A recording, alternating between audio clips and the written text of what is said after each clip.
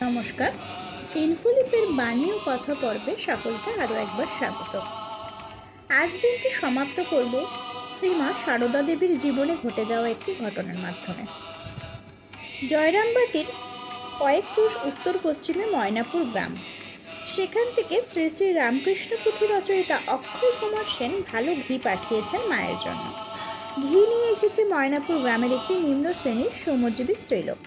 রাতে তার শোবার ব্যবস্থা হলো মায়ের বারান্দার দরজার পাশেই। স্ত্রীলোকটি ম্যালেরিয়া রোগী, তার উপর আগের দিনের পরিশ্রমে জ্বরও এসেছে তার রাতে। ভোরে উঠে মা দেখেন জ্বরের ঘোরে সে অসারে বিছানা নোংরা করে ফেলেছে, অথচ তখনও সে ঘুমে আচ্ছন্ন। মা চিন্তিত হয়ে পড়লেন। সকালে জানাজানি হলেই সবাই স্ত্রীলোকটিকে তিরস্কার করতে থাকবে, তার লাঞ্ছনার আর সীমা থাকবে না।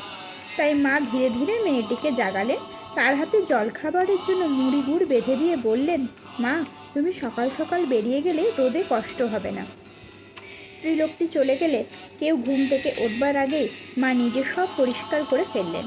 কেউ কিছু বুঝতে পারল না। শ্রীমা সারদা দেবী এইরকমই ছিলেন। মায়ের চরণে, ঠাকুরের চরণে প্রণাম জানাই। সকলে ভালো থাকবেন, আনন্দে থাকবেন, সুস্থ থাকবেন। আগামী দিন আপনাদের মঙ্গলময় হোক এই কামনা করি। যদি আমাদের এই চেষ্টা আপনাদের ভালো লেগে থাকে, চ্যানেলটিকে একটু লাইক, শেয়ার আর সাবস্ক্রাইব করে পাশে থাকবেন। ধন্যবাদ।